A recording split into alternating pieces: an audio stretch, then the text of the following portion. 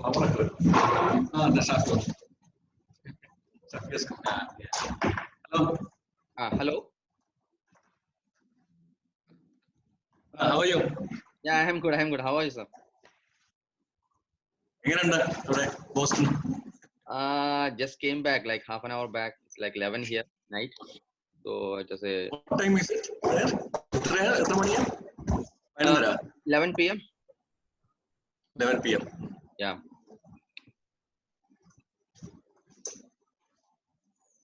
Yeah. So I have shared a ഒരു minute. I've shared a screen. Is it visible to all of you?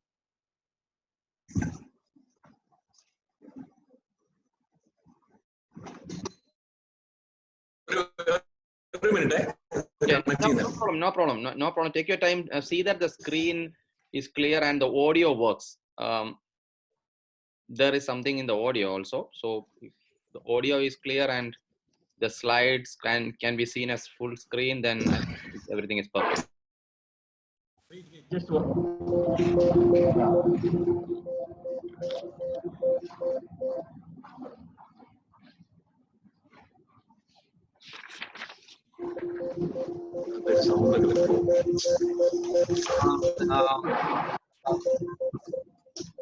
Maybe you are logging in from two devices, maybe also from the mobile. So one device.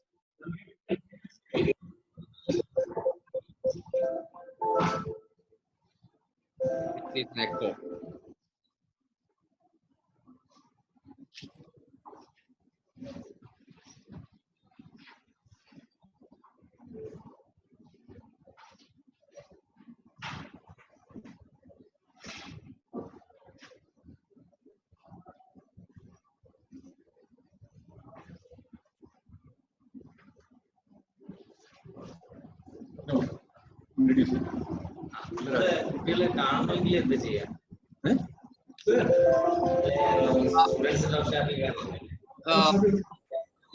I can see the roof, I think, or I see something, but I'm not seeing the students. Maybe the camera has been adjusted. I can see some hands now. They all come here.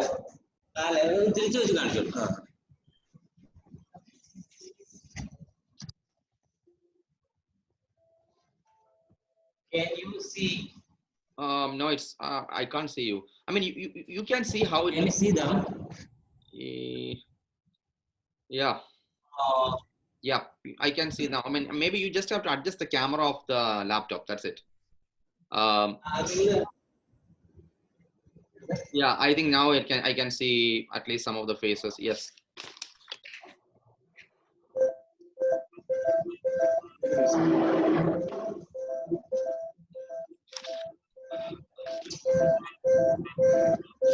Okay. Some problem with the echo.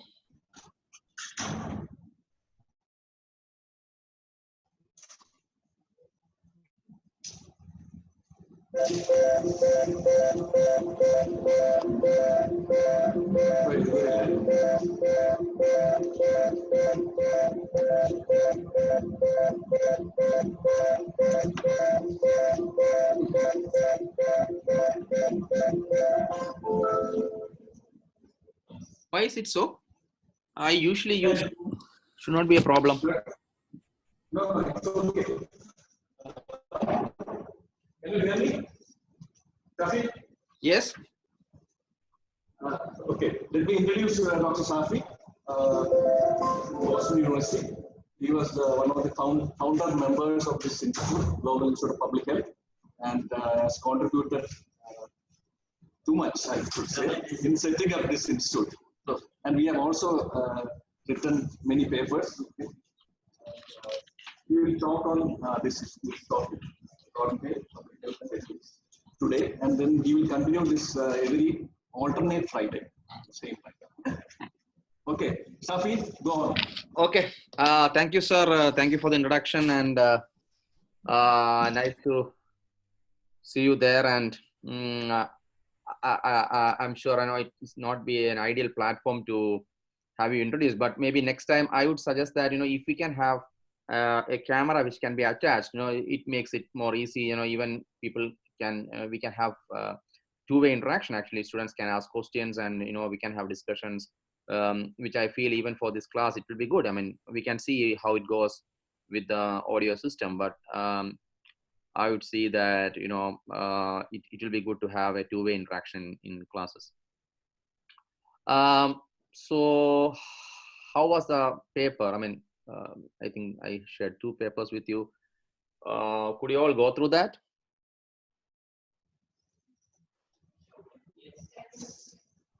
Yeah, you can speak. I can hear you. You can just speak.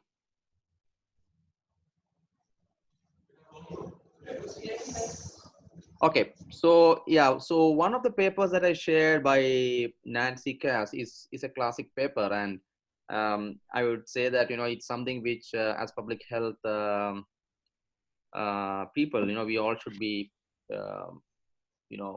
acquainted with, and we should be familiar with that paper and what she has mentioned in as principles of public health. We know that in medical sciences we have ethical principles, but some of, I mean, the framework that we use in medical ethics may not be completely as such applicable for public health, because we work in a different setting. So that's why, over about 20 years back, I think 15 or 20 years back, they developed this framework, um, uh, on public health ethics. So that is something which you can use it when you discuss public health issues, program design, in all activities that we do in public health. That's something which can help you to decide whether you are doing something right, or whether we are following some ethical principles in designing a program. It's not widely used, I know, but I think that's something which, at least for the, you are going to lead the public health in the coming years. So it's good to have, go through those and get familiarized, and try to use it in your writings, in your research work. When you start working, always keep these things in mind when you start applying your learnings, your epidemiology or your health systems or anything. You start using the ethical frameworks as well when you sort of think about programs. So I am sure all of you are updated with what is happening around the world. Why, I mean, why we have to discuss quarantine, yeah, especially what's happening with the coronavirus, that is fast emerging as a global public health threat. So that's why I thought of discussing some of this aspect. I mean, this is not a theoretical lecture, or I will not be, I'm sure, I mean, most of the things that I'm going to say will be familiar to you, but it's just like, giving some inputs, in the context of the emerging, emerging infections in the terms of, new infections, as well as re-emergence of old infections, which you are starting to know. So, I mean, before I go further, like, I mean, is it all first year MPH?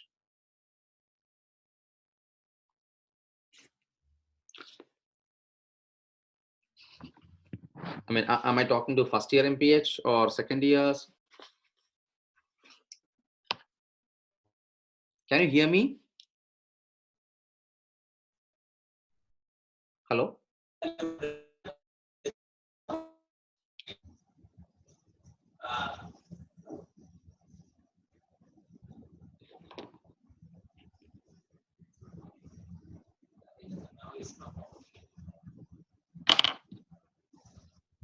I think there is some problem with the audio.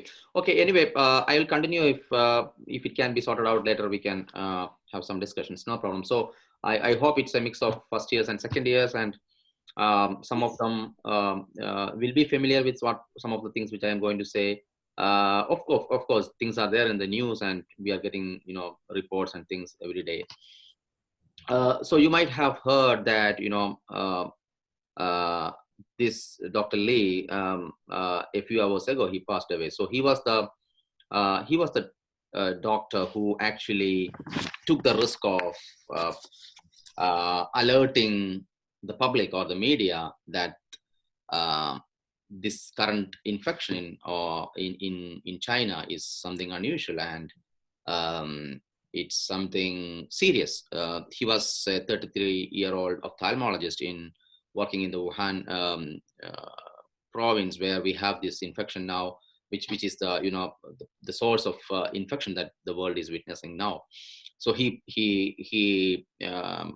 was involved in the care, and he was diagnosed with the corona a few days ago, and unfortunately he had to lay his life a few hours ago.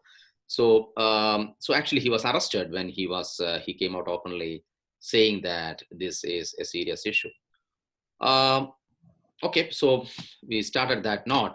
And public health is public health was there for centuries. One can argue, public health was there, discussed in ancient scripts, and it was practiced in different forms in different cultures and different civilizations. But as an organized entity, organized science, we can say it started around 100 years ago. And public health is different from medicine, because it tries to improve the health of the population rather than individuals. So the aim is to improve the health of the population. But in doing so, public health always faces some dilemma. Even if you see 100 years ago, when the smallpox was around and we had a vaccine on smallpox, there were resistance to vaccines because people, especially in some of the countries where the individual liberty, individual freedom has highest values.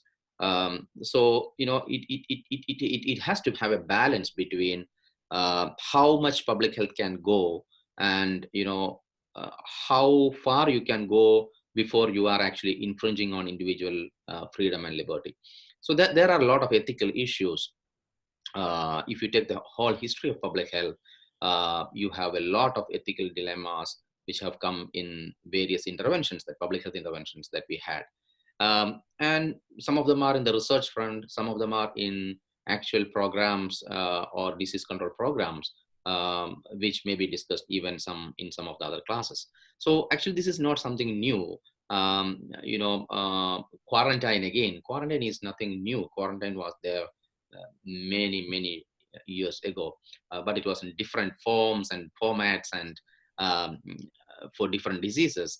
But as of late, after a long gap, we are seeing in the last 1 or 2 decades, the world is witnessing increasing number of quarantine incidences because of, as I said earlier, emerging new diseases as well as re-emergence of all diseases. So this is actually a dilemma for public health professionals, like how do we handle quarantine? So this is some of the aspects of which I will be discussing in today's lecture.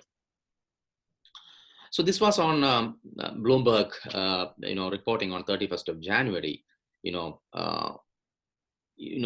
the SARS outbreak happened in 2003, 2004 in China.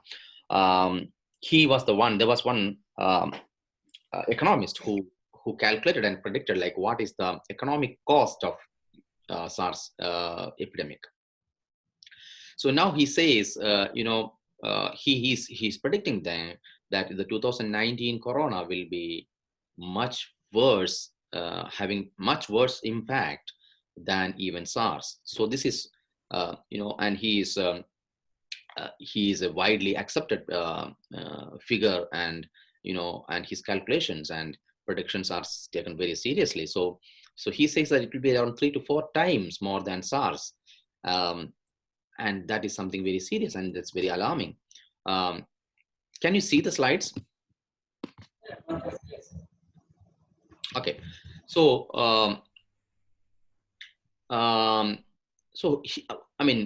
he's a professor of economics at the Australian National University, and he was the one who predicted about the impact of the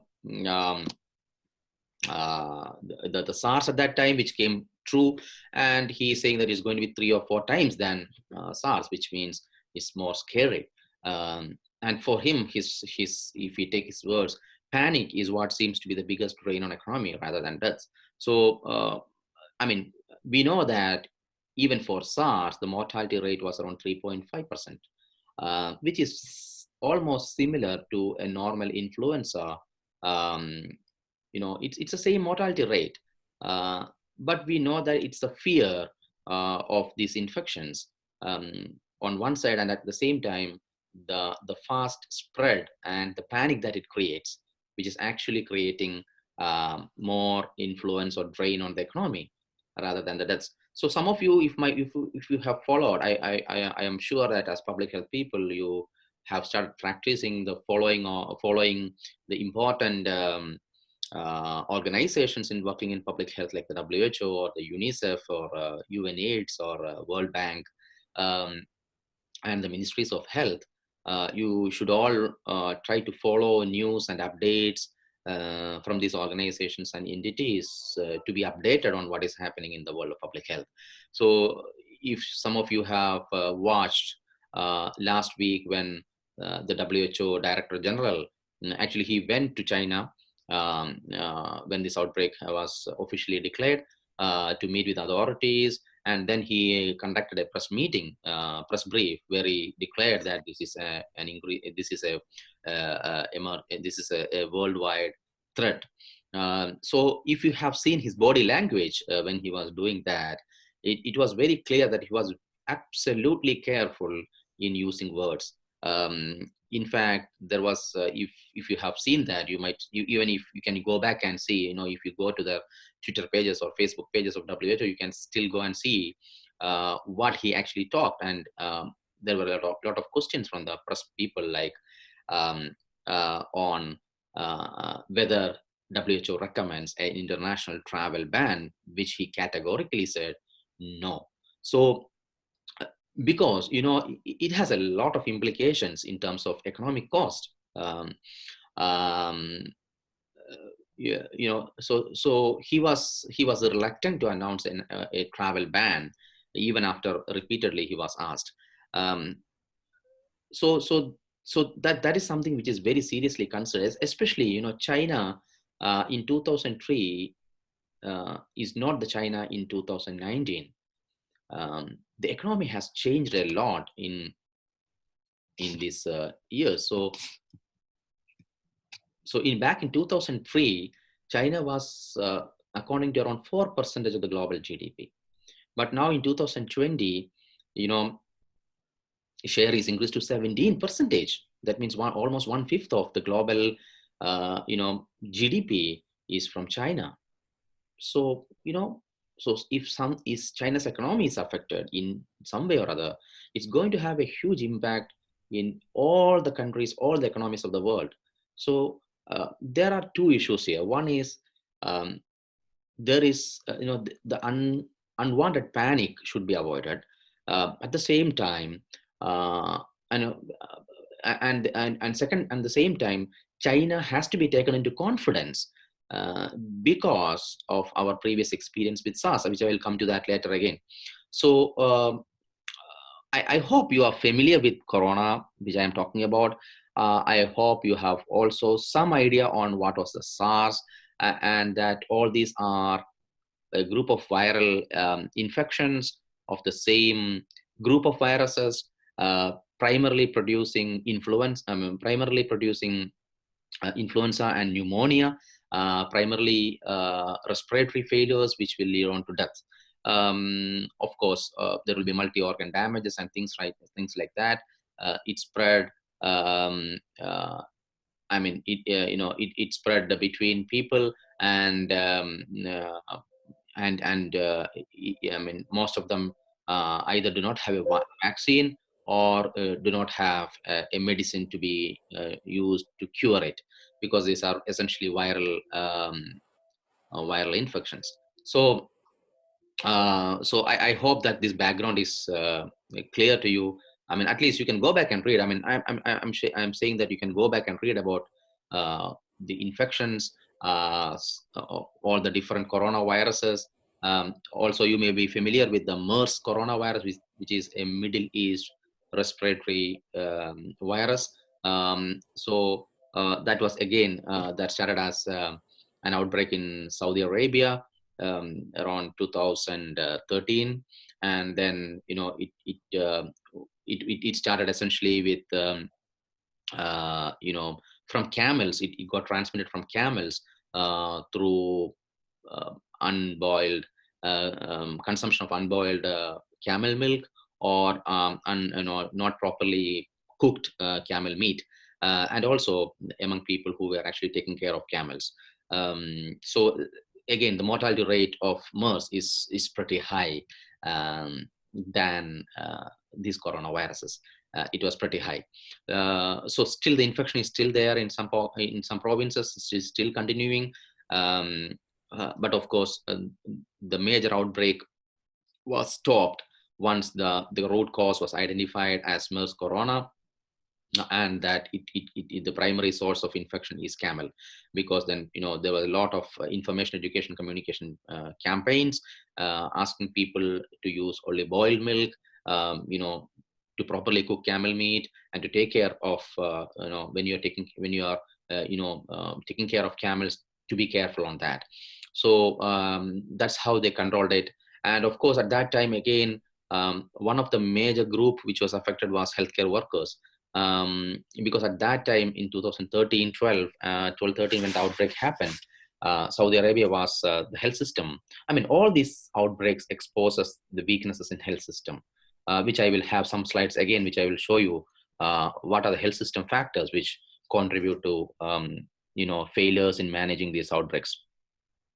So basically, that even at that time, a lot of healthcare workers, many of them from India and Bangladesh, who were working in hospitals in Saudi Arabia, were affected. So this actually led to a lot of intervention in the Ministry of Health, bringing in very strong guidelines and systems of practices in prevention of infection control, which actually had impacted not only in MERS corona prevention or control, but also in other hospital-acquired infections. I would say, going by my experience in Saudi. So, so these are all, sometimes this all come as a good thing in a way that it helps to improve health system issues. So same was with China, which I will come to again in some details later on. So, so as I said, even though the mortality rate is similar to SARS, the corona of 2019 seems to be more contagious than SARS. Even maybe it is less deadly as of now, but it is more contagious, means it is spreading faster than SARS. For example, as a comparison, 8,000 SARS were reported between November 2002 to 2003. When it spread from China to other countries in Southeast Asia and the North America and the Europe. I mean, almost all countries had SARS, but then it was around less than 9,000 cases. But in less than 2 months, I will show the updated figures in a while, but in less than 2 months for Corona-19, we have already 10,000 people. So that means Corona 2019 is a far serious contagious disease, even though the mortality rate may be similar or less than SARS. So that is why the panic is, and that is why many airlines have stopped flying to China, and there are countries which have blanket quarantines in place, like Saudi Arabia, for example. They are not allowing anyone who comes from China to go to their homes or come out of the airports, and they are put up in the airports, of course, with providing all facilities. So there are a lot of technological advancements that we have. So as public health people, I would say that you should use the available resources. You should experiment yourself. You should learn yourself a lot of things. Go to the internet and explore, potential sources of data, and see like what are the different ways of data interpretations and data representations. There are a lot of opportunities in today's world. So you should always try to learn new things and go and see like how data can be represented, how it can be represented in a very impactful way you can see this map, it has spread far and wide already. It has spread far and wide. Um, Except Africa, you can see almost all the places are affected. And, it's possible that Africa might have been also been affected um, because of weaker health systems in many of those countries. Maybe they are not diagnosed. So this is just a while ago. In the morning today, Bloomberg again, China lashes out at countries restricting travel over virus. This is what some time back I was saying. 2003, China didn't reveal to the world about the virus for a long time when the SARS happened. And it was a disaster, as we can see later on. But this year, as I said, the WHO Director General himself going to China, discussing with them, taking them into conference, very careful in the press meeting. And even the WHO directions are very, very carefully worded, and it's not saying any travel ban. But we know many countries have, banned people coming from China to enter their own countries. So this actually sometimes may backfire because China will have its own interest and may take some decisions which may be harmful in the larger public health interest. So this is a picture from January 30 in Shanghai, a substation. You can see, subway station. There is no one there, and some of the cleaning staffs are walking. And you can imagine the amount of impact on its economy. And some people say that it is going to bring down the GDP by at least 2% points. So which is more than the GDP of many African countries together. That's huge impact on global economy. So this is again one of the sites which I would encourage you to go. This is by the Johns Hopkins University. They have put up a special site for coronavirus tracking. I think many of you have already seen this. So on the left hand, you can see an image which I cropped at 10 o'clock in the morning, and another one I took it at just some time back, like half an hour back, before I finished my preparing the slides. So you can see, like in a matter of like 12 hours, from 28,353 cases to 31,472 cases, from 565 deaths to 638 deaths. It's fast spreading. It's really fast spreading, and you can see the number of cases in Japan.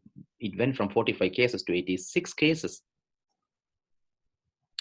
So this is worrying from a global health perspective.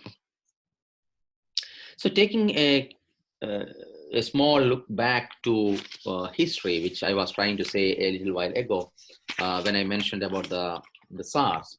So SARS appeared in November 2002 in China, but the world was told in February 2003. So we already lost around 3 months before actually the cases were supposed to be diagnosed. So then after that, it spread far and wide, 24 countries before it was actually controlled. And the last case was in 2004 May. So you can see the graph, like how the mortality, how the incidence has been very, very fast and rapid. So there are a lot of implications in terms of quarantine, in terms of public health activities or actions that countries and regions can take in terms of preventing a global spread of infection. But again, SARS was not the first time. The world has seen pandemics. So what is a pandemic? So as you know, pandemic is something which has been spread around the world. The infection has gone to multiple regions of WHO.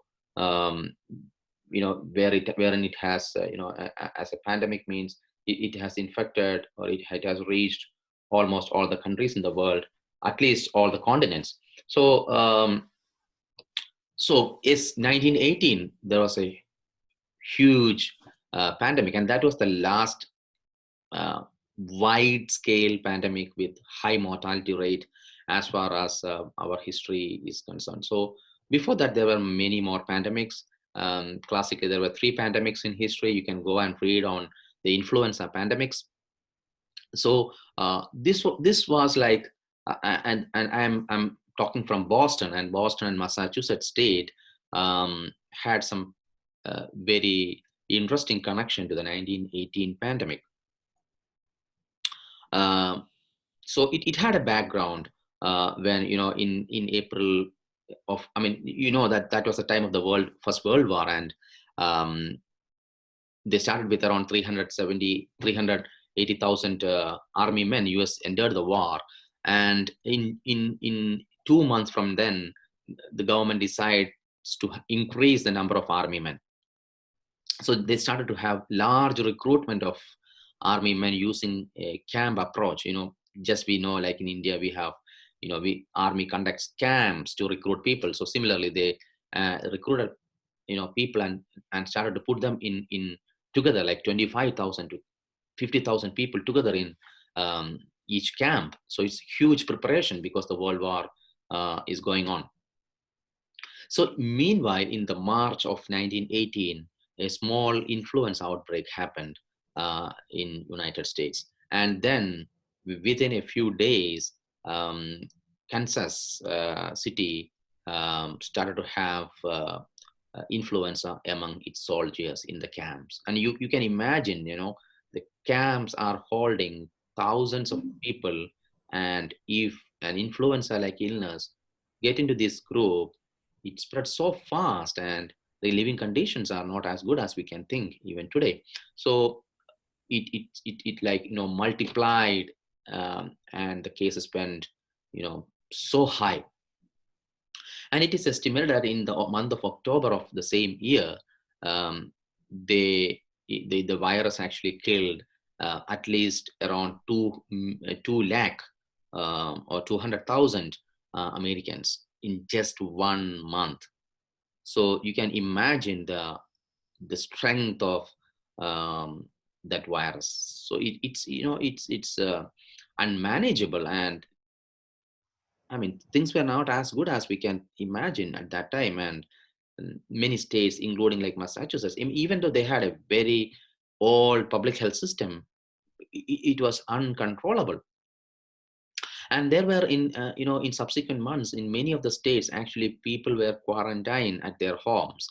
They stuck notices in front and back of the houses, and saying that this house is quarantined. People have to stay inside. You cannot come out. And some months passed away, and the war almost ended. Meanwhile, from the north, 1918 influenza was first. The outbreak first happened in America, and then it went on to other countries in the Europe, Asia. Almost all the countries were affected. And in April 19, when the war was finally ending, and when all the allies come together to call off the war, it was reported that the US president at that time, Wilson, collapsed during the meeting. And some people say he actually was having flu when he was in Paris at that time, and probably that is how he collapsed. So because it was still there in Europe at that time, and you can imagine the number of people, the number of lives that were lost in one single epidemic or pandemic of influenza. So we are dealing with something which is very, very serious from a public health point of view. So now let's have just some pondering on what is isolation. I mean, we know that we have heard the terms isolation, quarantine. So what is quarantine? So I'm saying quarantine for some time. So what is quarantine? Can anyone say?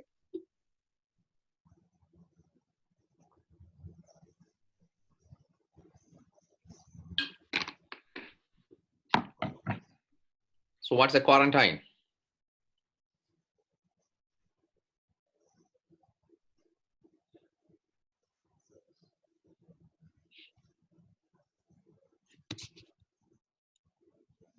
saying, but it's not love. It says isolation and keeping them away from any contact with other people. So what is the difference between isolation? I can hear Jinbert very clearly, but I cannot hear other people. I can hear Jinbert very clearly. So what is the difference between quarantine and isolation?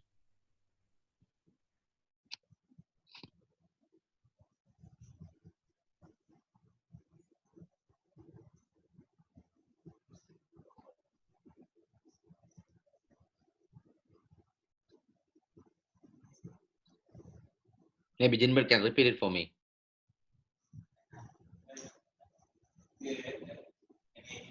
Okay, so I will put it across. Maybe next time we can have some arrangement on managing this audio, maybe, which will be really helpful. So what is isolation? So isolation is essentially separating sick people with a contagious disease from people who are not sick. So isolation is essentially for sick people who are actually ill, and you separate them from people who are not ill.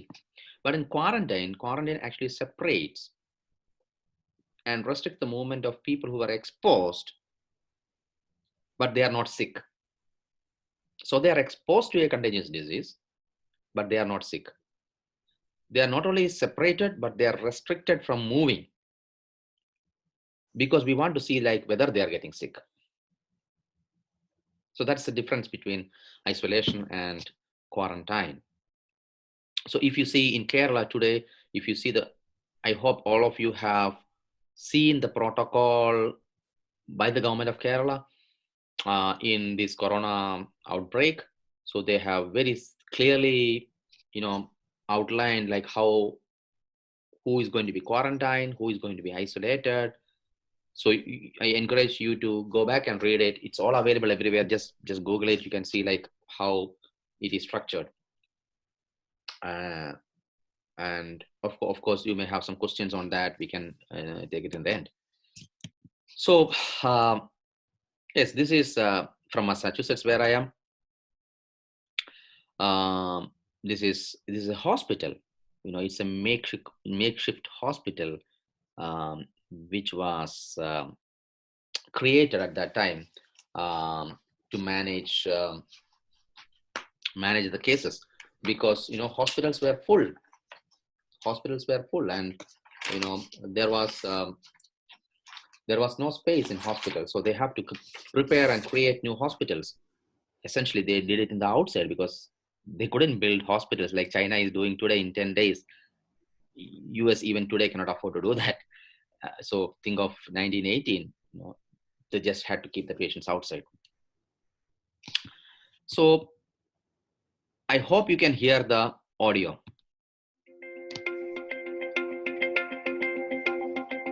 Public health response is about people helping people. How we respond in threatening situations with long hours and uncomfortable conditions that wear down our patients can make as much difference as what we are there to do. As public health professionals, our goal is always to promote good and to prevent harm. We bring to our work a commitment to treating others with respect, fairness, and compassion. But sometimes, especially during an emergency, we forget. Right when it matters most, stress and pressure can make us forget to pause for a moment or forget to look someone in the eye and to put ourselves in their situation. Let's take the case of Sam. During an outbreak of Ebola, he is the leader of a burial team that's been assigned to this village. It's his team's job to safely collect the bodies of people who have died. Sam knows the very first thing he has to do is show his respect for people in the village by meeting with the village leader. The village leader will give the trained burial team permission to be there, and in turn, the leader will introduce Sam and the burial team to the families of those who have died.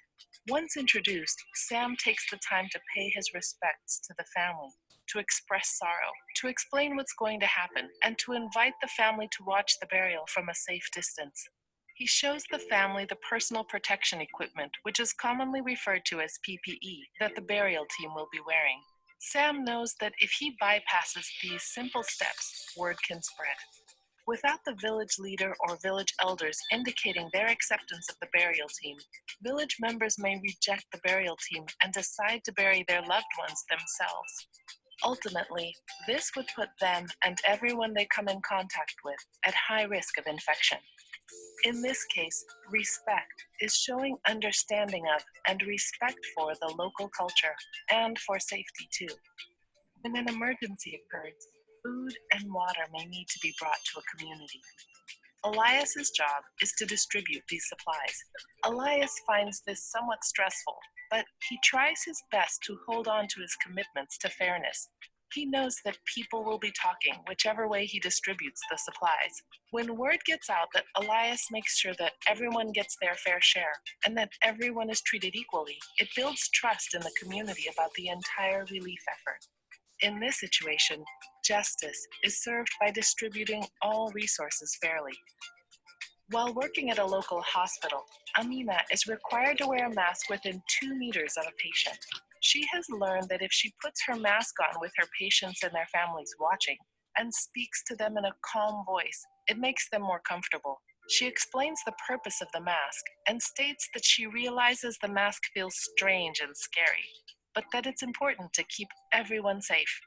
She has learned that the patients are more likely to comply with requests like these and to complete their treatment if she talks kindly to each patient and the family and explains what she is doing. Here, doing good and protecting from harm means showing compassion and giving treatment too. The technical work we do to save lives is critical. When we remember to do simple things like speak with a calm voice, look others in the eye, and think about how we would want to be treated in the same situation, we can be our best selves and get the best outcomes. Respect, fairness, and compassion are a crucial part of our response. Although this video can be used by itself, it was developed to accompany a detailed guidance document on ethics and disease outbreaks, including a set of PowerPoint slides. All three, the guidance document, slides, and this video, are intended for use by primary responders to disease outbreaks and are available online at bioethics.jhu.edu/outbreak_guidance. Could you hear it? Sorry?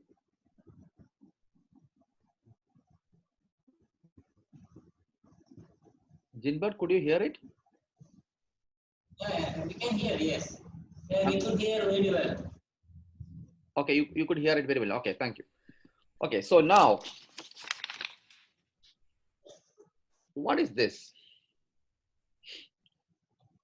What does it look like? Can anyone say?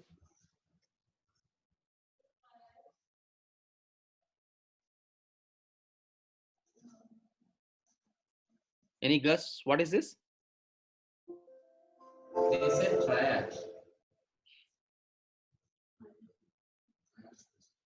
What does it look like? Triage. Triage. Any other guess?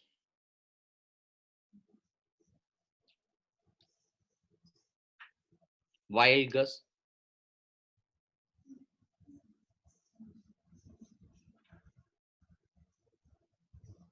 Okay, so this is basically a hotel, layout of a hotel in Hong Kong. Can you hear me? Yeah. So this is the Metropole Hotel in Hong Kong. So why do we discuss a hotel in outbreak? So you can see that there are certain things. Sorry, can you see the slides? Yeah. Hello? Yeah, we can hear, yes. Yeah. Can see the slides. Okay, so 1 second.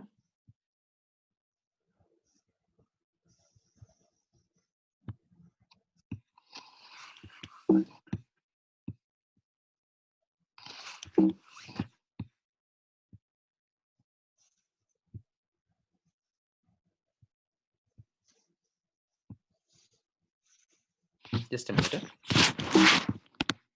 Okay. So you can see it, right? So if you can see, there is something called the primary case patient room, confirmed or probable secondary case patient room, areas where corona, SARS-CoV positive environmental samples were, you can see that, you know, are you seeing that? Yes. So this is the story of 2003 SARS. So SARS basically, so this was a hotel in Hong Kong, which is a very posh hotel, with 487 rooms, and this hotel had some important guests in the month of February 2003. So there was a wedding in this hotel, a very huge wedding with hundreds of guests flying from different places and attending from different countries and different places. So in room 911 of this hotel, there was a guest, and that his name was Louis.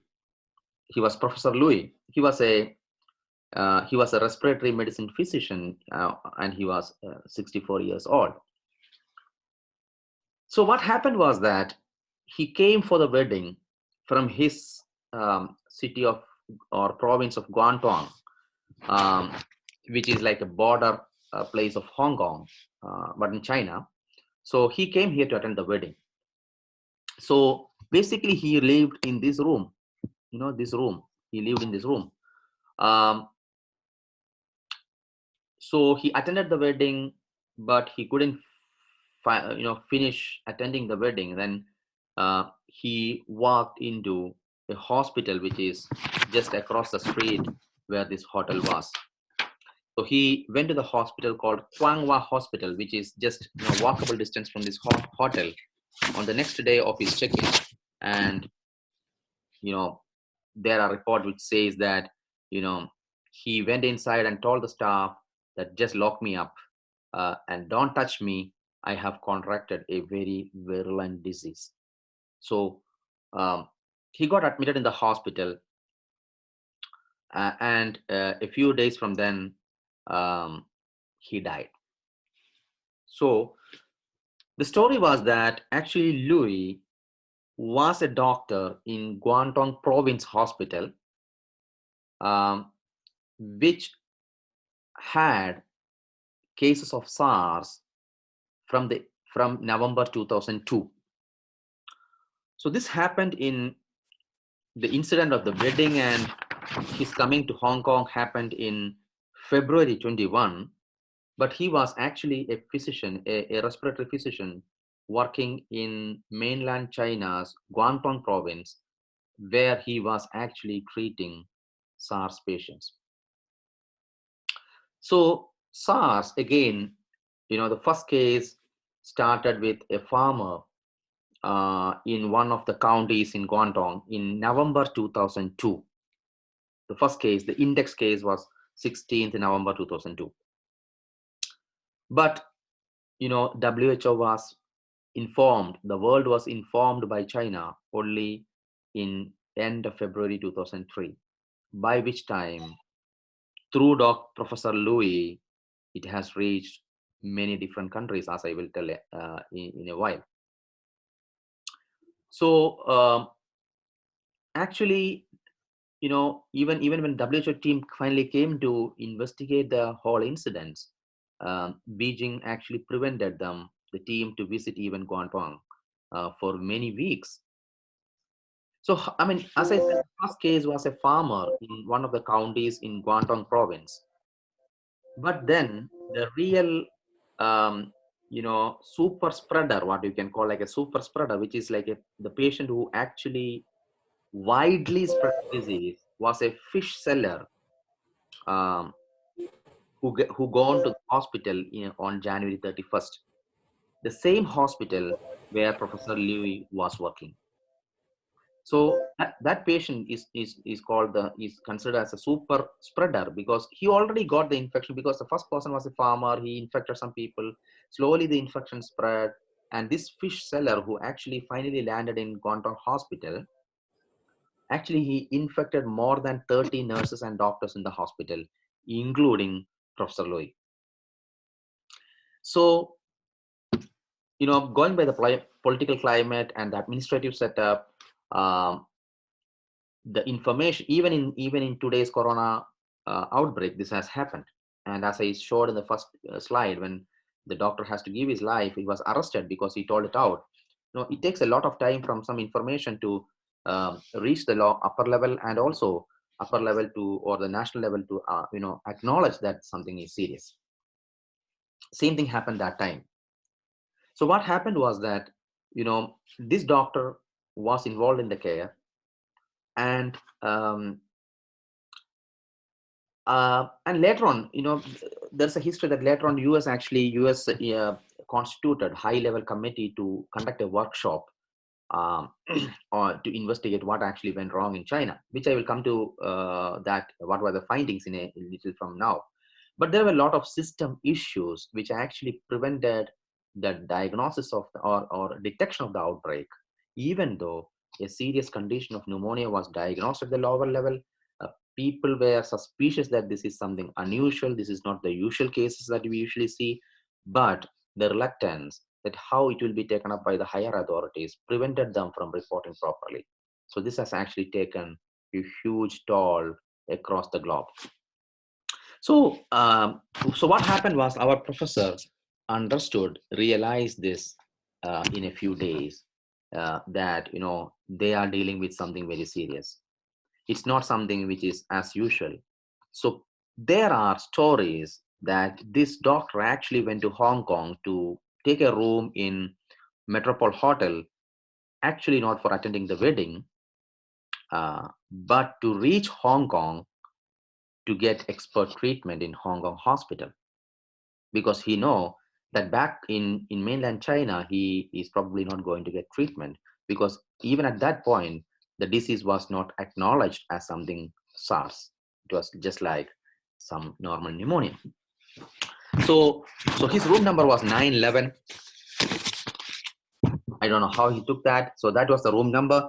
And then, what happened was that he, as I said, he got admitted into a nearby hospital in day 2 after he reached in hospital. After he reached in hotel.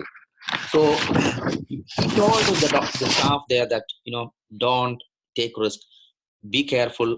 I am having something very serious. But Hong Kong people, doctors and staff, they were unaware of something like this.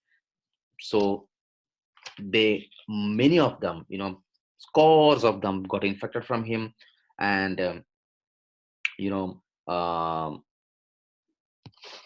many of them died from this infection, which Professor Louis gave to the staff, the nursing and the doctors in that hospital. So when healthcare workers are affected, it's a serious issue, because they are going to transmit it to other patients. The day he died, the next day, another lady who was living in the same floor of the hotel died, and she actually returned to Toronto from Hong Kong, and she died in Toronto, Canada. So that was, first time in a century, Canada has had to undertake quarantine because of this death in 2003. So this lady was actually the grandmother of our Professor Louis. So she flew after his death, she flew to Toronto, and where she died. There was another, so if you see, you can see some of the red spot here, the corridors, then there is a lift hall, then you can see, there are lift in the hotel. It's a huge hotel, and it was a huge wedding. It's a huge wedding. So there was a Chinese American businessman who shared the lift with our Professor Louis. He actually went from there to Hanoi. Hanoi is in Vietnam. So once he reached there, he fell sick, and he went to a French Hanoi hospital. Um, uh, but then, because they couldn't do much, he was again taken back to Hong Kong. But while he was in Vietnamese hospital, he actually gave infection to nurses and doctors. At least 50 of them succumbed to the infection from this businessman. In the same hotel, there were 3 Singapore tourists who has come to see Hong Kong. They were sitting in the lift lobby of the hotel on that same Friday evening when Professor Louis reached the hotel. So they flew back after their visits 4 days back. 4 days later, they came back to Singapore, and they were sick. They went to the hospital. They infected 17 medical staff, including doctors. And one of the doctors who was treating him, actually he flew from Singapore to attend a medical conference in New York. So he had a long flight. You can understand what would have happened in the flight. And on the way back home from New York via Frankfurt, he was actually ill, and then he became the first case in Germany, Frankfurt. So the entire passengers in the flight were exposed. They flew to multiple countries in the world. They took across the globe. So that is how, the infection, the SARS, actually became a pandemic. So it all started from one case, a villager. Then it had a super spreader who gave infection to Professor Louis.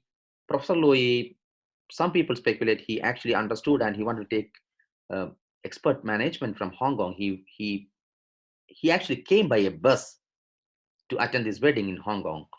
He might have spread in the bus. He spread across people in the hotel, in the lobby, in the lift.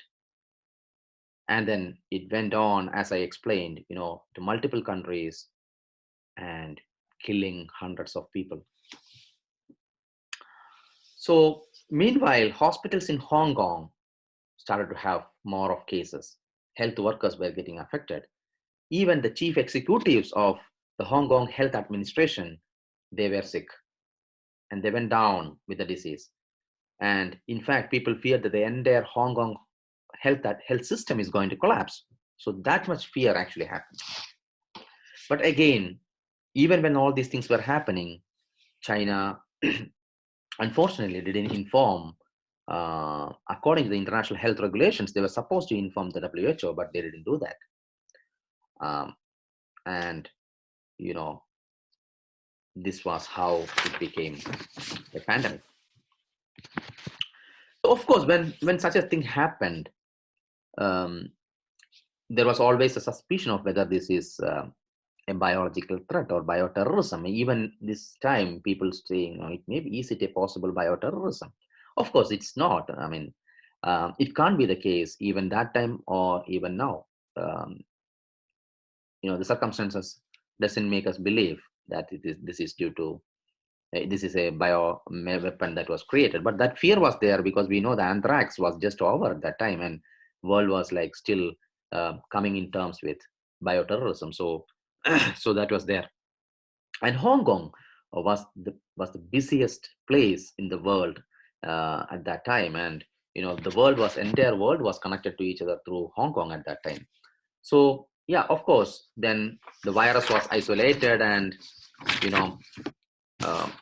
slowly agencies got into work, and then people started using personal protective equipments in the hospitals.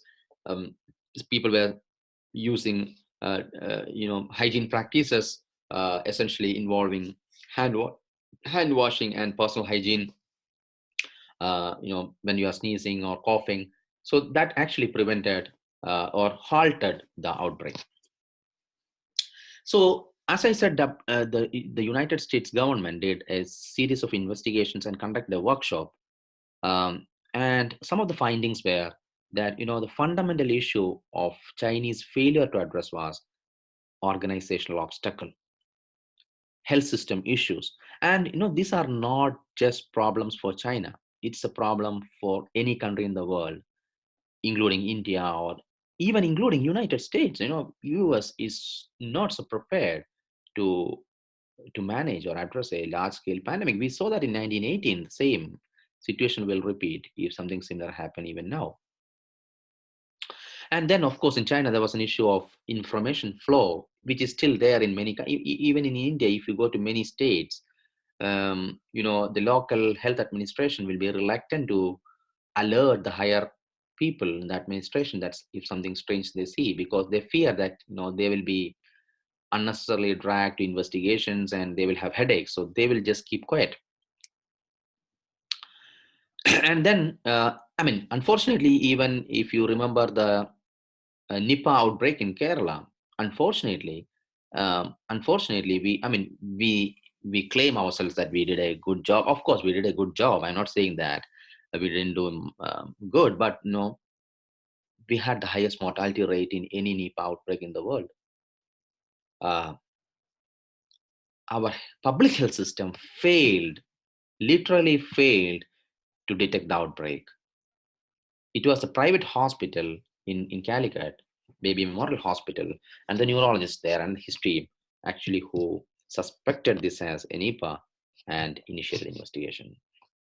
All the previous patients have gone to the public healthcare system, including primary healthcare centers, community healthcare centers, taluk hospitals, and even medical college hospital. Unfortunately, they were not detected at any point of time. So, as I said, all the factors that I have shown in this slide are relevant for any country, including the US, including India, and Kerala is not an exception. And China had an issue that they don't want anyone else to know this. They don't want anyone else to interfere. And, as I said in the beginning, the Chinese tradition of respect for senior scientists in position. What happened was that the fun thing was that, one of the senior doctors at that time, I'm not so sure whether it is Professor Louis, but the doctor thought that it was chlamydia infection, which was causing that disease. And he had a couple of samples which were positive for chlamydia from these patients, and so they just concluded that it is chlamydia. But in fact, the junior clinicians were not agreeing to that. They know that this is something different. This is more of a viral infection, not chlamydia. But then, a senior person saying that it's chlamydia, so just they took it for granted and they thought it's chlamydia. So that actually delayed investigations. Finally, when the Beijing laboratory finally, announced that it's SARS corona, it actually, already many weeks have passed, which actually took a heavy toll, as I described how it spread from countries to countries. And healthcare workers, interestingly, the pulmonologist, the doctor who attended the seminar conference, all of them have contributed to the chain of infection transmission. So actually, it also exposed the weakness of the healthcare system in China, the lack of funding, the lack of an effective surveillance system, shortage in facilities and staff, preparedness, lack of preparedness, all of them were exposed. But it had a big impact. If you see this year's outbreak, China was very quick to diagnose the infection. In just few days, they isolated the virus. They confirmed the disease. They do even the genetics, the sequencing of the viral sequencing, everything, genomics, everything they could do in a few days' time.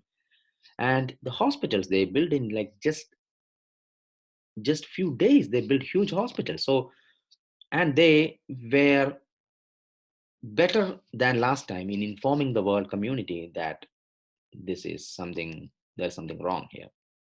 So that was a huge improvement from the 2003 SARS experiment. So coming back to the core issue of ethical issues in quarantine. So there is a point when you have to have a cutoff between the individual liberty and public necessity. So there are a lot of questions on ethics when it comes to quarantine. First and foremost, as a public health professional, not only for quarantine but also for any issues of public health importance, you as a public health professional should be equipped to inform the government and the public that this is a public health necessity to take some action. So that is entirely on you, you and me as public health people. That is our responsibility to generate evidence and in the information and data to support that this is a necessity. Whether it is for quarantine, whether it is for vaccine, whatever decision, whatever action you want to take, it should be backed up by solid evidence to say that there's a clear case of public health necessity to quarantine or isolate or vaccinate or whatever it is. So this has to come from your effort, and it has to be substantiated with data and scientific evidences. So this is very important. So this is can anyone guess what it is?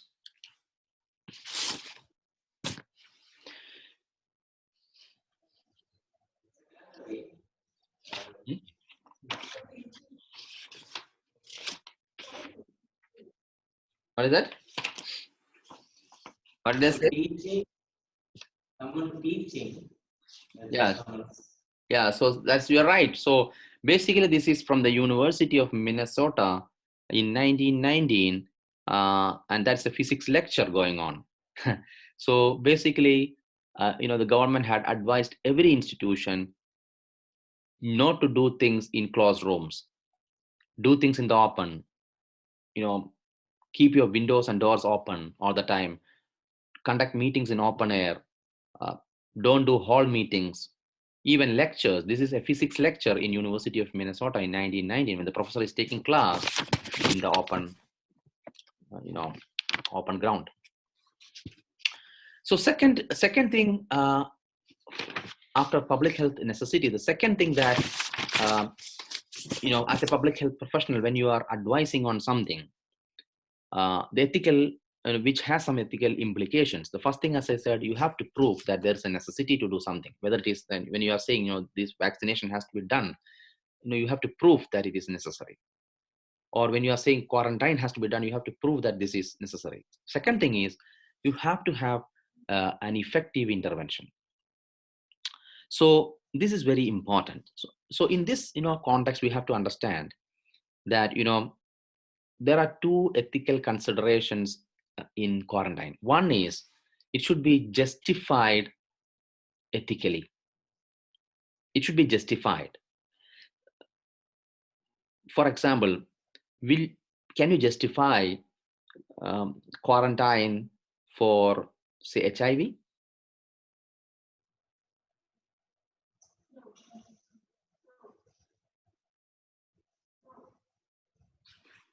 Will you quarantine for HIV or TB? Do we quarantine for TB?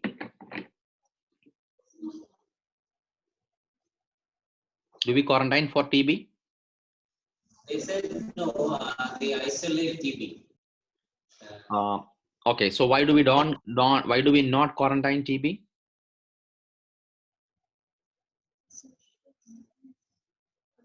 They said one of them said the social stigma issues. The source will stay in Social stigma. So social stigma issues, so they don't quarantine TB patients. Yeah, that's an excellent answer. Yeah, of course, that's one of the main reasons. I mean, stigma is a big issue, and we know, quarantine essentially involves keeping patients who are not symptomatic, but we suspect to be exposed. But then, if you do want to do quarantine for TB in India, you have to quarantine 1/3 of the patients, one third of the people in India. So that's not practical. So you have to have an effective intervention. For example, vaccines. Um, so when you are saying that some disease is serious and you are saying vaccination is the solution, then that vaccination should be an effective vaccine. That's an ethical consideration that you should have. So the quarantine also should be ethically justified.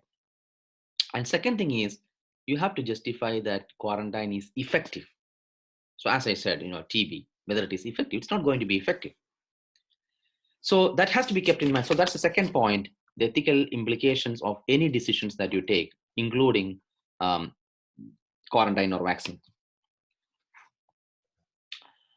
This is again during the 1918 epidemic, pandemic of flu. So you can see that this is the barber shop. Everything happened in outside. There were the barber shops. The shops were closed. Essentially, all of these things happened on the road.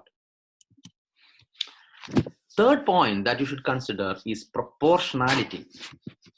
So when you are asking for some decisions or some actions to be taken, it should be proportional. So what is proportional? So that essentially means your action that you are proposing should not be too narrow or too broad. It should be adequate to what is essentially needed. So it should be proportional to the public health problem. So, vaccination for some diseases may be essential for some group. For example, yellow fever vaccines. You don't advise yellow fever vaccine for every Indians, but yellow fever vaccine will be required if you are traveling to some countries in Africa where yellow fever is endemic. So you have to take some decisions based on the proportionality, concept of proportionality, where your decision should be proportional. Your action should be proportional to the requirement. So this is all the four principles that I am saying are equally applicable from an ethical point of view for any public health intervention. Whether it is a disease control program, whether it is a vaccination program, whether it is a quarantine, whether it is a treatment program, whatever it is, your action, if you're looking from an ethical point of view, it should be considering all these 4 points. So the third point is it should be proportional. So this is again in 1918. So you can see that there is a young girl, a lady lying down, and then there's a child who is along her side and sort of crying. So basically they are sisters. So this young girl found that her sister is not well. So this brave young girl, she actually telephoned the Red Cross and asked them to come to their home. So actually at that, as I said, it was a huge outbreak. Hundreds of thousands of people were affected. So they actually had a home service in Red Cross volunteers go to the home and manage them. So actually they came and managed her elder sister. The fourth point from the ethical point of consideration is least restrictive setting. So especially this is important for quarantine and isolation. So basically, why do we do quarantine? We do quarantine from 2 points. One, first point, why do we quarantine is basically we want to help prevent spread of the disease, because the disease will spread only when there is a social circulation of the infectious agent. So basically quarantine is one way to prevent that social circulation. So you are preventing or restricting the movement so that you don't allow the person to go out and spread out. Second objective is that you have a better opportunity to monitor that person who is suspicious of infection, so that at the moment you feel that patient is sick, you have an opportunity to test and diagnose and have better care for him. So there are 2 angles to quarantine. So these are that's why quarantine as a public health tool is still widely accepted even though people say that it infringes on the personal liberty. Um, so there was a very famous case in 2014. So you might be familiar with Medicine Sans Frontiers organization called the Doctors Without Borders, which is an international humanitarian organization working in difficult settings. In 2014, there was a very curious case of uh, a case against quarantine in the United States. One lady called Cassie Hickok, actually, she went to volunteer during the Ebola outbreak in Sierra Leone. So when she came back from the Ebola outbreak, when she landed the airport, Newark Airport, she was held up. She wasn't allowed. She was not allowed to go to her home. She actually spent 4 days in isolation by the order of the Department of Health in New Jersey. She claims she doesn't have any symptoms. She claimed that she didn't have any symptom, but she was unnecessarily quarantined. So they actually went on to fight a legal case against the Department of Health, because in US, there's a supreme provision in the Constitution of personal liberty, unlike most of the other world, most of the other countries. So so actually said that being asymptomatic, she was not supposed to be quarantined. So actually he went. There's a problem. But we can see here, I think it is okay. Because sometimes it goes on and then it dies. Which one? And this way, like even now we can hear you well. Like, even if you continue, that's fine. Okay. So basically, she went on a legal case saying that no, her personal liberty was curtailed because she was unnecessarily quarantined, even though she was not symptomatic. The case went for years, and this was discussed widely in the public health literature, like whether the Department of Health was right in quarantining her. So of course, she was asymptomatic. She claimed she was not properly assessed clinically before she was quarantined. There were a lot of logic, and she even claimed hundreds of thousands of dollars in damage in the federal court. 2015, the verdict actually came that she wasn't. Her case was dismissed. The court was of opinion that you are a health professional. You went to Sierra Leone fully knowing that there is a risk and that this infectious disease pose a threat of spread. So when you came back, you were quarantined by the department in full faith, in public health interest.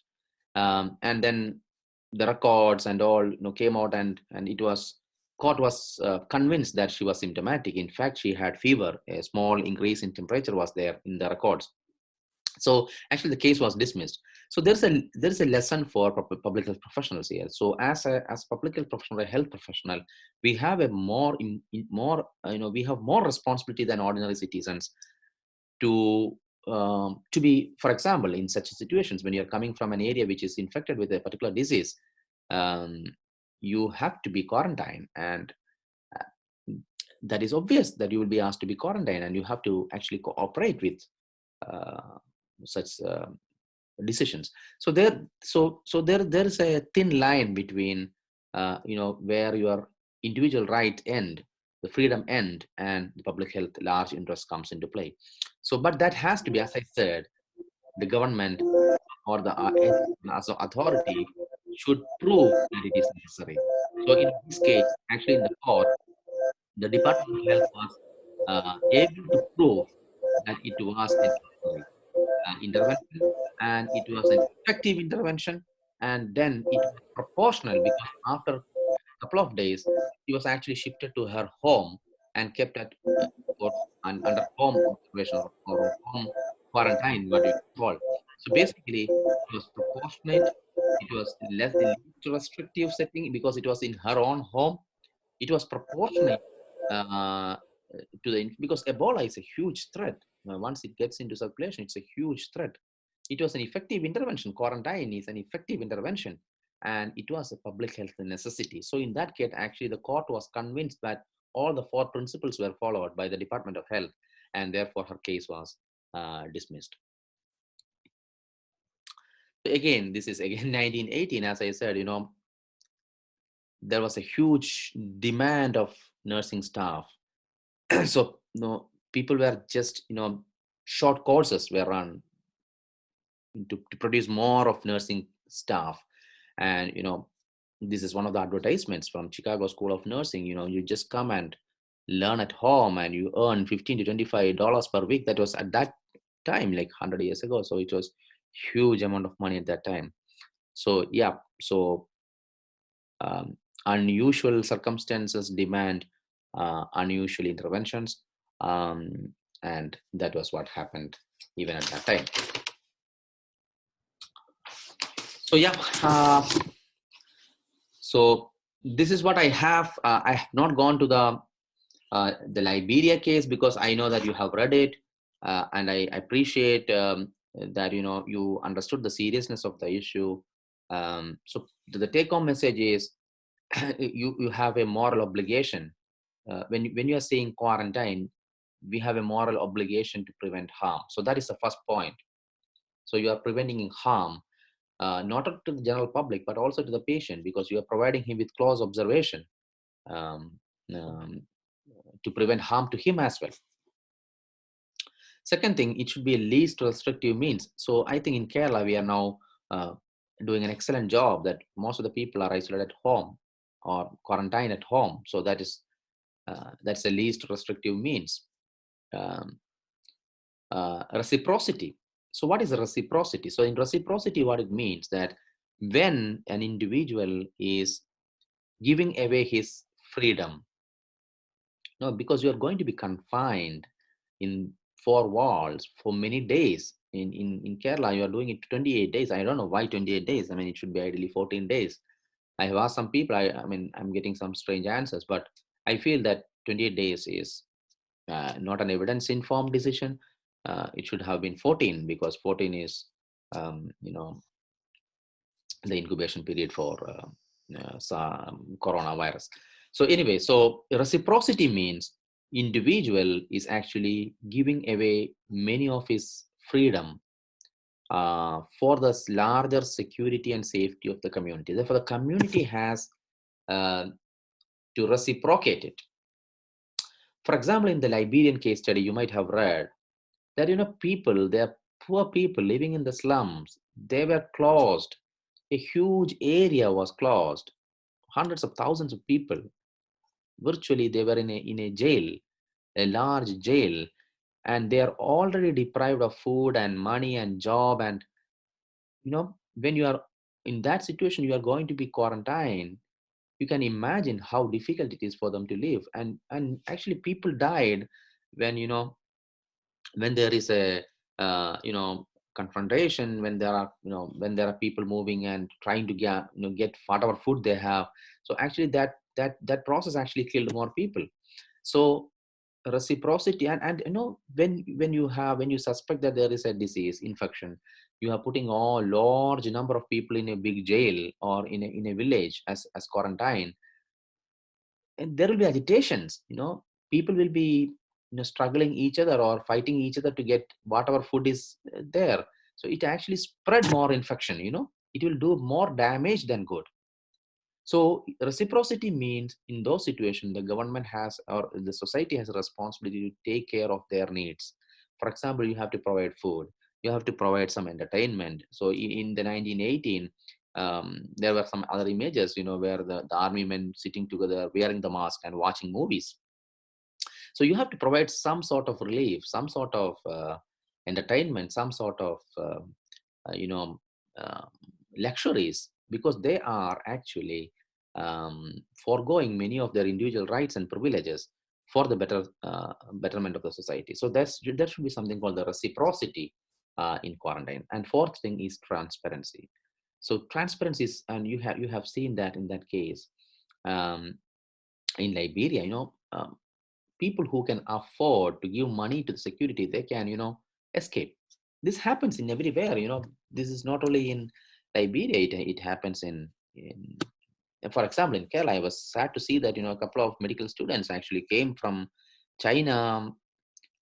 The parents are in Saudi, but because Saudi, as I said, will not allow them to get out of the airport, they went to Kerala, and from Kerala they actually took a flight to Saudi. So I mean, in fact, you are putting more people into danger knowingly, because you're traveling in a flight. You are going to infect a lot of people. You are reaching a country in the disguise that if they know that you are from China, you will be quarantined, but you are not saying you are from China, you are saying that you are coming from Kerala. So actually you are putting a lot of people into risk. That's very unfortunate that medical students are, this is unfortunate. So transparency means you keep everything transparent. The government should disclose the truth to the public. The government should disclose the necessity of such an intervention. The government should disclose what is happening to these people, and the government should disclose what are the effective treatment available for them. So, and also the government should be transparent that they should have equal amount of quarantine for all sections of society. Rich people can be quarantined in different ways than for poor people. That's not fair. That's not fair. So transparency, reciprocity, least restrictive means, and the conviction that you are doing it with a moral obligation to prevent harm. These are the essential things that you should consider when you are thinking of quarantine. So I will stop here. I think I don't have more slides, and that's the end of the slides. So if you have some questions on the ethical aspects of quarantine, I will be glad to discuss further. And yep.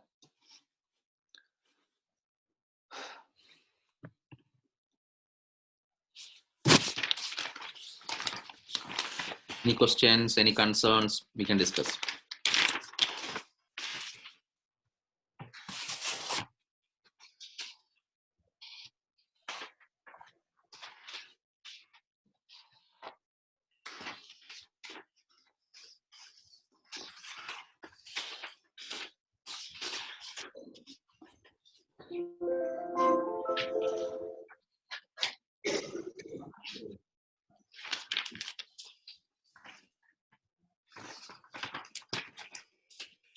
But anyone wants to ask something or discuss something?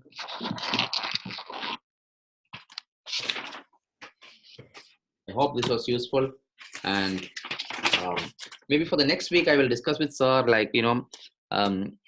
how about Monday mornings? Because for me, actually, only after I confirmed that I realized that my Thursdays are very long. I start at from home, I go by 7 in the morning and reach by 10. So it's a long day for me on Thursday. So Monday mornings, if it's good, that will be better for me, because it's Sunday night for me, which is fairly better option for me.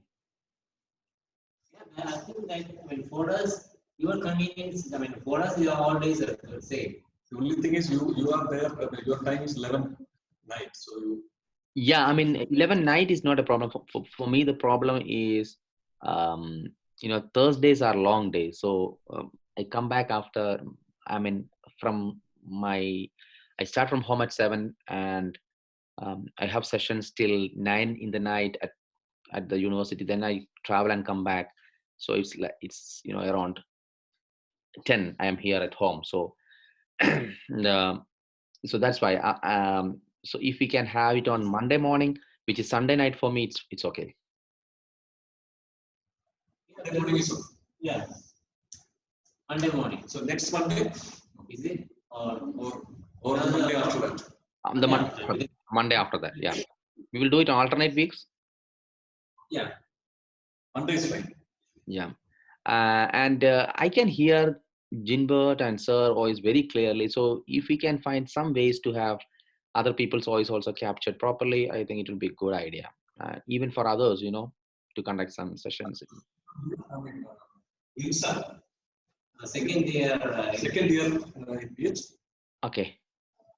So as you mentioned that it's not effective to quarantine a patient. So You can come to the what is- front and ask. You can come to the front and ask. So then I think it will be clear. You can come to the front and ask, or you can spread out in a wider way so that all of you are in one row. So that also will be.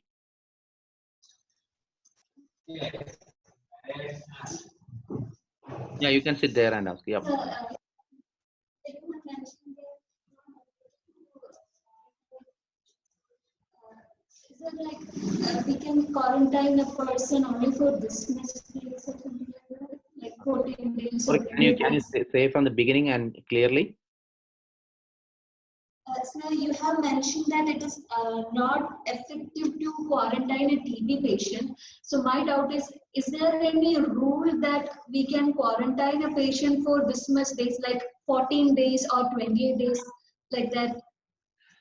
Yeah, so that's an interesting question. So if you remember, we have to be very clear on differentiating isolation and quarantine. Again, I mean, this is something, isolation is for patients who are, sort of confirmed, or you have symptoms and of infectious disease, and you are trying to prevent the infection to go to other patients or other people. So that is what is called isolation. But in quarantine, you are just suspecting the disease. You know that the person has been exposed to a case, but they don't have any symptoms. So then if you restrict their movements, that's called quarantine. So this difference has to be very clearly understood. Quarantine is different from isolation. For TB, if it's a confirmed case of TB, then why quarantine? Quarantine is essentially what you are trying to do to prevent infection, because you suspect this person is exposed to disease. So there is no point of doing a quarantine in TB patients. But some extreme form of TB, for example, extensively drug-resistant TB or some forms of multi-drug resistant TB, we do isolate and manage, at least in the initial few days of treatment, maybe a couple of weeks of treatment, for multiple reasons. Until a few months back, I mean, even now, I don't think the entire program has shifted to oral medications, but injections are part of multi-drug resistant treatment of tuberculosis. So you need to see how the patient responds to the drugs, and some of these drugs have serious side effects. So you have to monitor them continuously for a few days before you actually send the patient back to the periphery, especially in some states where you have very weak public health system. So for example, in Bihar, when I was working in Bihar for TB, we used to have, we converted an old TB sanatorium to a ward to admit patients for a multi-drug resistant tuberculosis treatment when we started that for the first time in Bihar. So it is basically to initially to stabilize the patient on drugs, and then you send back to peripheral center. So that you can call isolation, because that ward has only MDR TB patients. So that is isolation. So isolation is basically for patients who have the disease. But quarantine is for those people who we suspect to have been exposed to disease but are not diseased. So in TB, you cannot do quarantine, but you can do isolation for some extreme forms of TB, which is done considering many things, not only the spread of infection, but also to the complexity of managing such cases.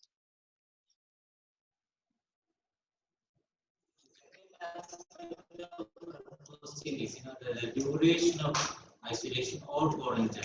Okay. Whether it is like. Okay, so the duration of quarantine, again, to understand that, as I said again, quarantine is to rule out disease in a person who does not have symptoms now, but has a history of, say, travel to a place where there was some mysterious infection, or spend time like the hotel there. People in the hotel where Professor Louis stayed, because they have been in the same environment, so probably they have been exposed to Professor Louis.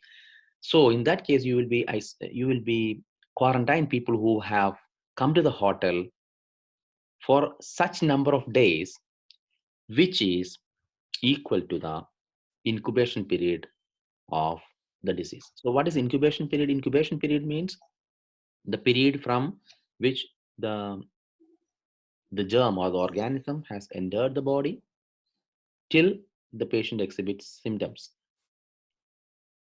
So basically you are trying to see, okay, you are exposed today. We know the incubation period is like 14 days. So we will keep the patient in quarantine for 14 days, because we know that if the patient has been exposed and has got infected, he should show symptoms by 14 days. So that's the period of quarantine. So quarantine is usually equivalent to the incubation period of the diseases. Isolation doesn't have anything to do with incubation period, because you are already diseased. So isolation will be usually done during the whole period when the patient is still positive for the disease. So you will wait for the test to be negative before the isolation is taken out.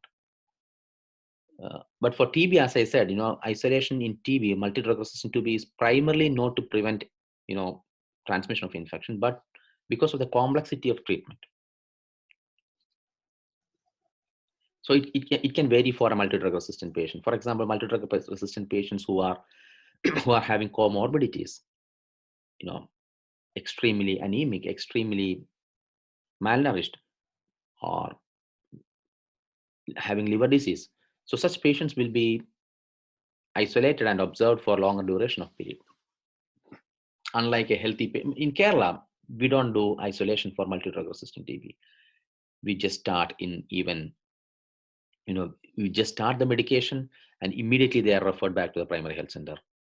Because in Kerala, we have a better health system structure in place to manage them. That's not the case in many North Indian states. You cannot send them back to primary health center from day one, because primary health centers they cannot manage those patients.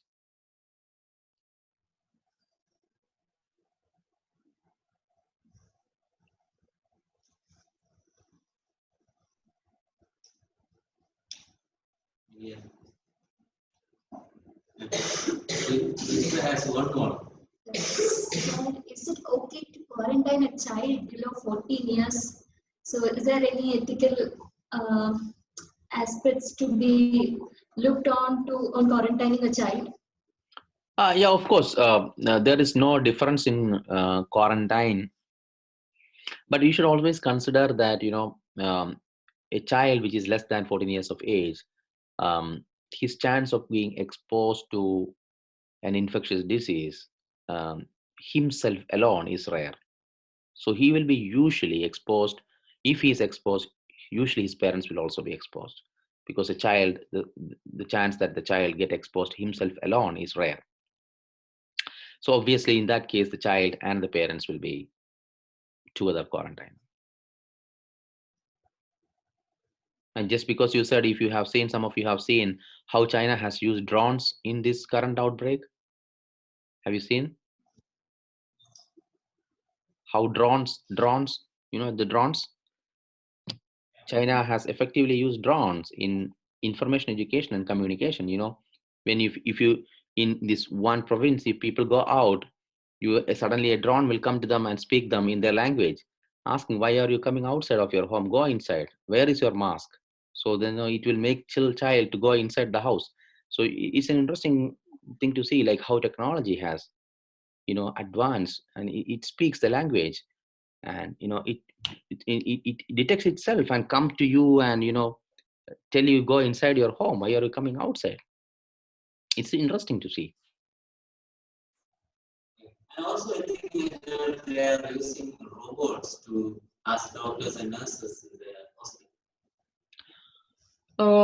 I mean, there are, if you see, I don't think it's in India, but uh, it, it's there in Saudi, it's there in US, in countries which can afford, they use technologies like, you know, sensors to fever.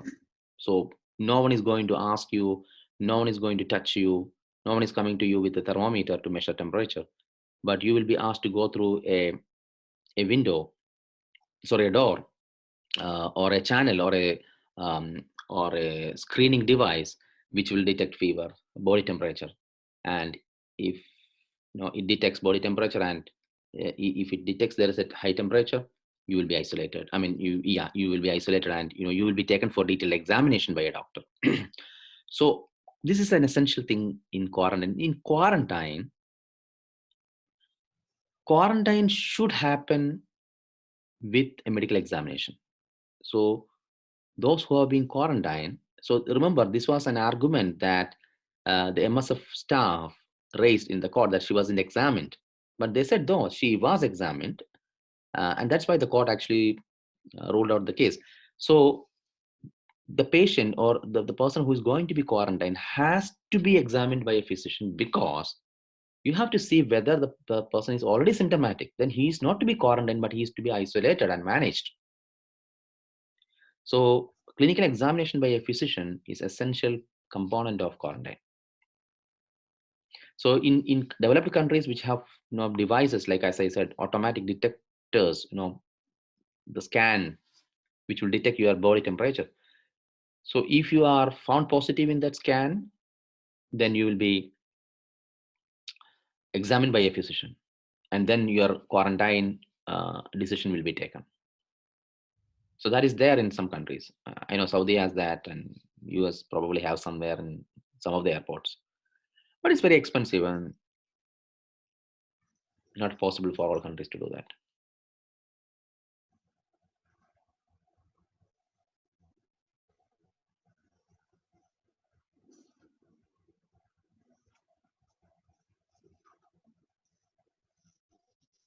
Questions?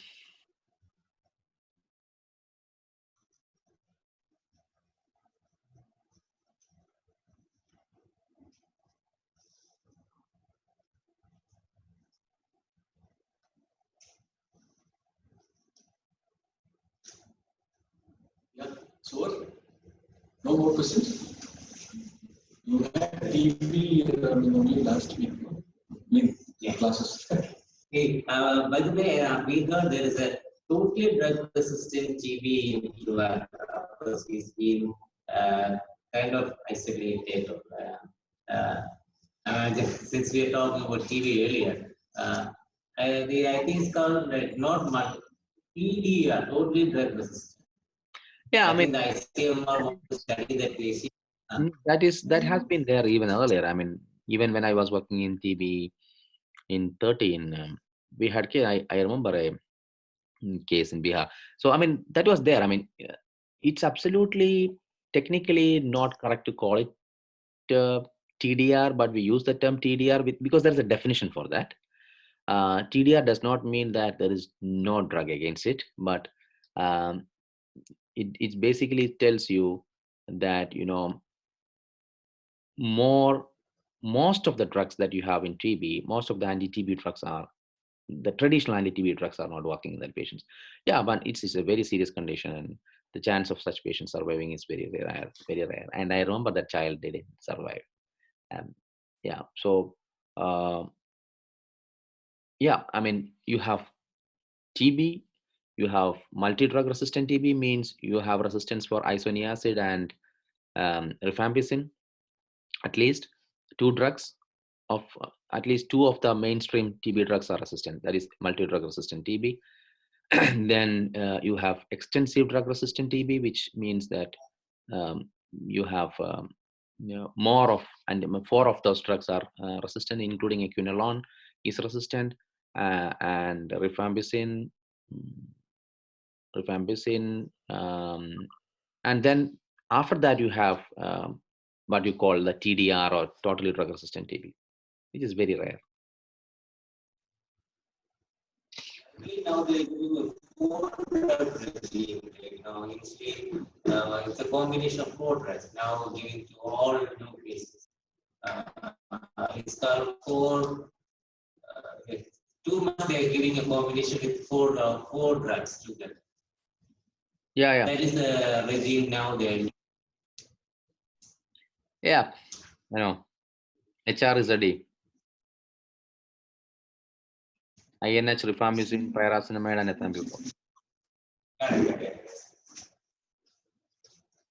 Let me raise two issues just for discussion. It's not a question. Okay. One is regarding TB. I think we had this public health strategy known as sanatoria treatment for both TB and leprosy. They were sort of isolated. And then in 61, they changed to what is known as domiciliary treatment. The justification was maybe it was not properly justified, but at least to say that TB was not as contagious as we thought earlier. The British developed this sanatorial approach. I think that's one issue which we need to discuss. One is that issue. The other is regarding this virus that you discussed now. Do you think the virulence of this virus is less when they are transported to other contexts? One hypothesis which I have now. What did you say, Sam? Virulence, means the the virulence of the virus may be less when they are transported to other countries. Because we did not see much mortality with respect to these imported cases in India or Kerala for these 3 cases. Most of them are okay, stable.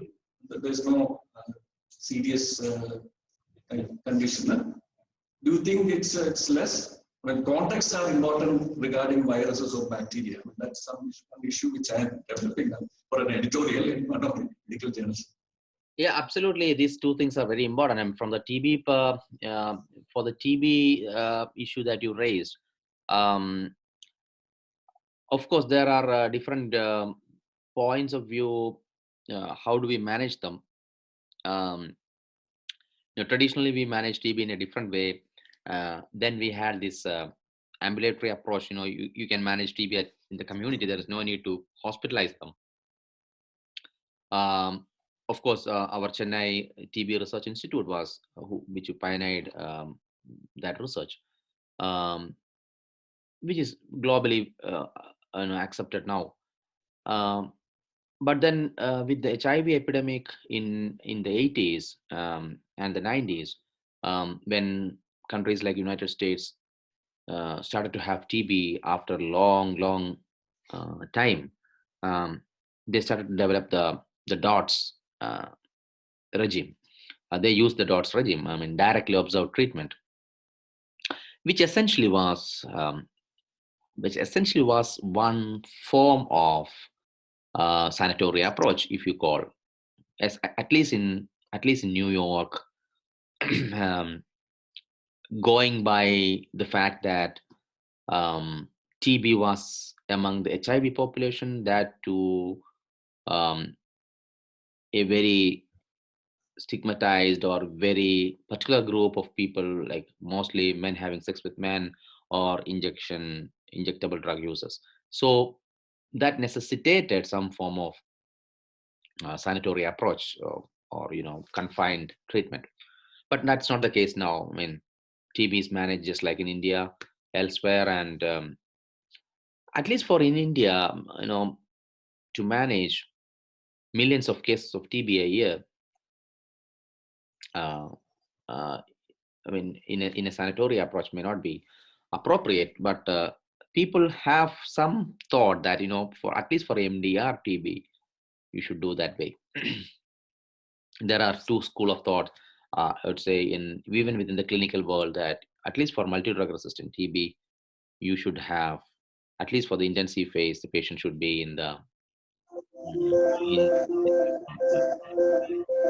because patients will need a lot of other considerations, nutrition, psychological support, because some of these second-line anti-TB drugs have severe psychiatric adverse effects, causing psychosis and mental disturbances. So they need to have some such support. May not be possible if they are in the periphery. So yeah, that's about TB. And coming to the virulence of the virus, obviously climatic factors, environmental factors, humidity, temperature, all these are going to affect how viruses and bacteria act. So definitely, especially virus. I mean, virus has a totally different structure, unlike a living organism. Um, so it's it's not a living organism as such. So viruses has a completely different uh, uh, sensitivity to all these temperatures and humidity and all those stuff. So i- i- and obviously that may have a role in seeing like how these viruses act in different countries. Uh, but the fact remains that uh, the organ damage that they cause um, will be similar once it is once it enters the body. The factor which the climate or the environment or humidity, all those things will have an impact on the spread of the infection. So um, for example, how fast or how virulent it spread from people to people may differ on the basis of temperature or humidity, and things like that. But once the patient is infected, the way it damages the respiratory organs and cause severity in terms of infection will be dependent on primarily two factors. One is um, the defense mechanism of the body. How immune are you? How strong are you in terms of your immune system? Do you have comorbidities like diabetes or hypertension or kidney diseases? Or are you on steroids, or are you elderly? So all these diabetes, all this may increase the risk of mortality in such patients. Um, so essentially, your immune system, immune status, and second thing, how good is your healthcare system in managing your case? How good is the support system? If there's a need of ventilator, how fast you can arrange a ventilator for such a patient? How good is your health staff in identifying how the patient is progressing or worsening and put them on support system? Because ultimately, essentially, being a viral disease, you have to depend much on the support system to help the patient come out of the acute phase. So whether you have your health system is strong enough to provide that on time, to detect the deterioration of the condition on time, and second thing, how good is your immune system? And obviously, as we mentioned, the humidity, the climate factors or surroundings will decide on how quickly you transmit between people. um, I mean, I think that's what I would like to say on that. Thank you. Yes. One more question. Okay. Sir, as a public health team, what are the basic steps that we need to take before quarantine in countries like Sierra Leone, where the political instabilities are happening? Okay. Yeah, it's a very important question. It's a very critical question. If you remember the four things that I said, um, that is part of our preparation. So, as the China experience showed in 2003, a weak health system, and you might have read it in the Liberia paper also, a weak health system contributes more to outbreaks. If the health system is strong, you are better prepared. The shock absorption will be better. So if the health system is very weak, Sierra Leone or Democratic Republic of Congo or Syria, the health system is absolutely damaged and destroyed. If anything small happens, it will be uncontrollable. But if it's a relatively strong and stable system, even if it's, for example, China now, you know, I would say they have done a good job, uh, improved lab capacity to diagnose and things like that. So health from the public health point of view, one is to keep a strong health system in place. So you have to be prepared in advance. That's the most essential and critical thing. A strong, resilient, capable, responsive public health system. Second thing is, you have to assess the situation in a scientific way. As I mentioned, you have to be clear enough to say that there is a real public health need to do quarantine, for example. So you have to have enough scientific evidence to do that. Third thing is to put systems in place. Of course, there is a strong public health system in the background, but then you have to activate some components. For example, arranging some places to isolate, arranging backup for ventilators, arranging for example, mask, um, training for physicians and nursing staff, personal protective equipments for the clinical staff, stocking some of those things, stocking medicines if there are medicines available for some diseases. So these are laboratory strengthening. Yes, absolutely essential laboratory strengthening, and I'm happy to see that our Alleppey lab is this year actually working as an approved laboratory for detection of corona. I mean, this is pending for like 25 years. So laboratory strengthening, capacity building of staff, training, development of guidelines, alerting systems in place, putting a toll-free number or a call center in place, deployment of staff in the airports and seaports for screening, um, arranging facilities for quarantine. Um, I was just saying to one of my colleagues in Saudi, I mean, if you're quarantined in Saudi, you will be given a 5-star hotel room on the beach side of Jeddah, and you can enjoy there, and you will have free food and stay there for 5 days and 14 days, and then you will be taken out. So at least some decent way of living and food. And I mean, you read the Iberia story, how horrible it was. So essential provision of items, even in China. I was talking to a family whose son was in China. He's doing his medical studies there. So actually 14 of them were in the hostel. They were all locked up in one hall ever since the outbreak happened. They do not have food to eat. Even if they go out, there are no shops open. There is nothing outside. And China, of course, they have some regulations. So, but in many countries, for example, in Africa or in many part of India, if something similar happen, not only that you will not get anything, if you have to buy certain things, it will be so huge cost. I mean, it will be very expensive, exorbitantly expensive, because people will increase the cost of everything, even for food items.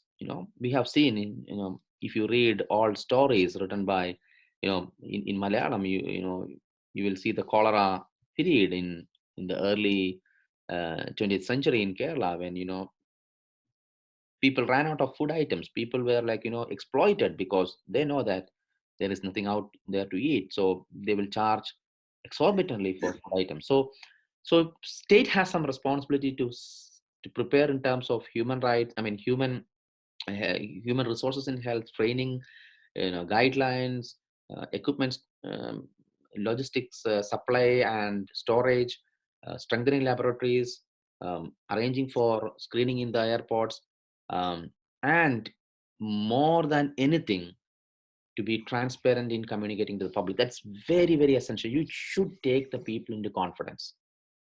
You should take people into confidence through proper, sensitive communication channels. You open up all channels of communication. You should talk to community leaders. You should talk to political leaders. You should talk to influential people in the community. You should talk through the media. Very clear, simple language that people can understand without generating fear.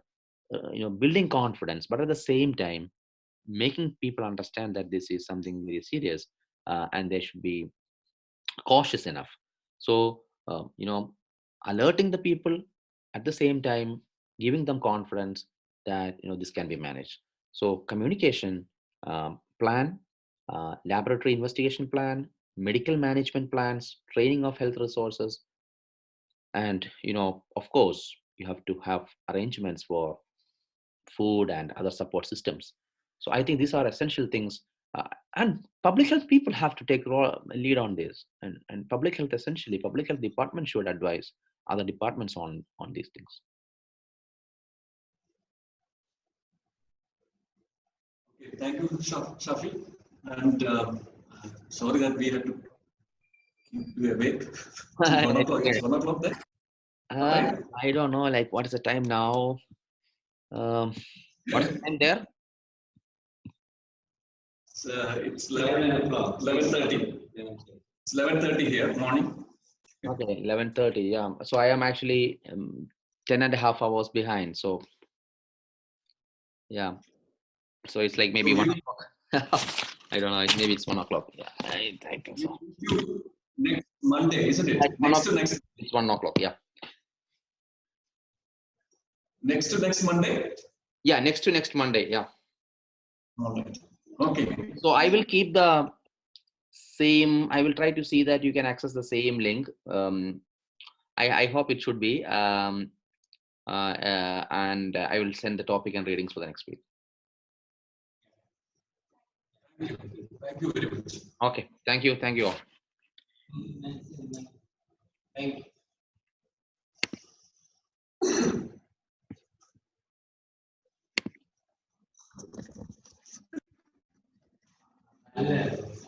Really good, right?